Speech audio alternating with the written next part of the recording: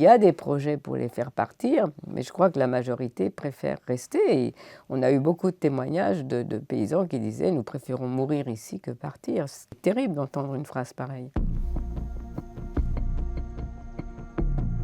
Les gens qu'on aide, c'est les paysans avec lesquels on travaillait avant le 7 octobre. Gaza est une terre agricole et au 19e siècle déjà, il y avait des cultures fantastiques. C'était un pays de rêve. Le problème avant le 7 octobre, c'était que les terres les plus fertiles sont le plus près de la zone tampon. Et donc les paysans avec lesquels on a travaillé depuis 2016, on prenaient des risques. Ils voulaient aller sur leurs terres. Donc des fois, il y en a qui ont été blessés, qui ont été tués.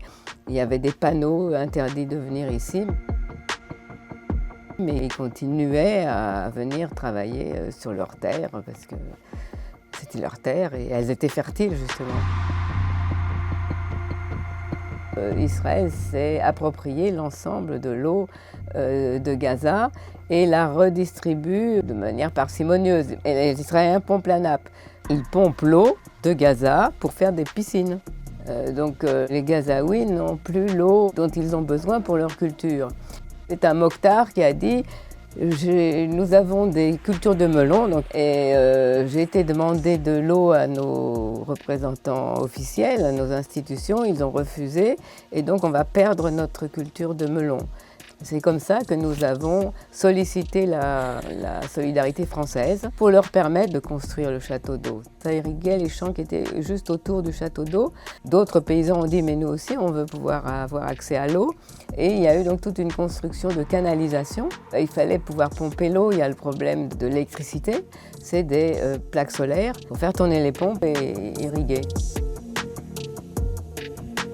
Il y a d'autres projets qui ont été faits à leur demande. Ils ont voulu, et ça c'est très important je pense, une maison des paysans. Parce que ce sont des paysans indépendants, autonomes, indépendants de tout parti. Ils voulaient avoir un lieu à eux pour prendre leurs décisions, définir les projets dont ils avaient besoin. Et ils ont construit, avec le soutien de la solidarité française, une maison des paysans. Bien entendu, depuis le 7 octobre, ça a été détruit. Et le dernier projet important, c'était la pépinière solidaire. Donc c'était pour leur permettre de ne pas être dépendants des Israéliens qui leur fournissaient des plants de mauvaise qualité. Les enfants venaient visiter la serre pour leur montrer comment les Gazaouis pouvaient avoir une certaine autonomie alimentaire.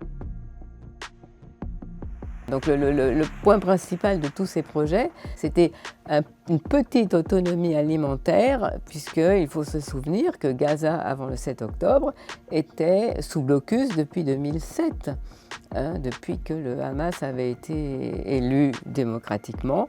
Donc on peut dire que Gaza était une société normale dans un contexte anormal. Alors, le 7 octobre arrive, la guerre, et j'imagine tous vos projets sont ravagés. Ils ont détruit le château d'eau, ils ont détruit tout. Tout a été détruit. La maison des paysans? Tout est détruit, tout. Tout est détruit. Pour un agriculteur, un paysan de Gaza, aller sur ces terres, c'est aussi prendre des risques. C'est prendre des risques. C'est prendre des risques. Il y a eu, il n'y a pas longtemps, un blessé. Alors, par contre, ils se sont retrouvés donc à Deir al-Balah, qui est donc au sud, où il y a encore beaucoup de réfugiés. Et là, il y a des terres de bonne qualité.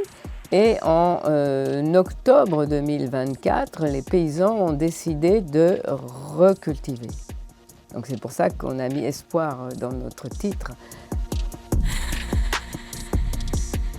Comme tous les paysans, ils ont un rapport physique et sentimental à la terre. Ils ne supportaient plus de voir les terres complètement stérilisées, désertifiées. Et donc, ils cultivent, ils prennent des chevaux, ils labourent, ils font avec les moyens du bord.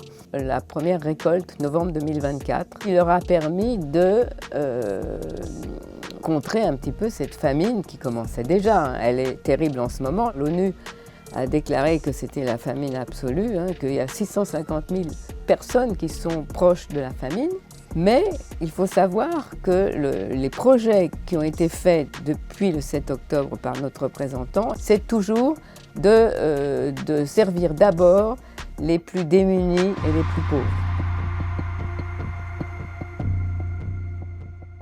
ça débloque complètement. Ce projet de Riviera est complètement délirant. Nous avons un colonisateur qui est Israël, qui occupe des territoires depuis 1967. Le droit international humanitaire est clair à ce sujet.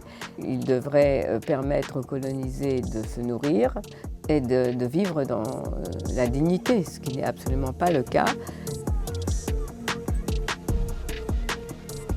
Là, le problème, c'est qu'on sait avec la Nakba de 1948 que si on part, on ne pourra jamais revenir, vu la manière dont le colonisateur israélien s'est comporté par le passé. Alors bien sûr, il y a des projets pour les faire partir, mais je crois que la majorité préfère rester. Et on a eu beaucoup de témoignages de paysans qui disaient « nous préférons mourir ici que partir ». C'est terrible d'entendre une phrase pareille.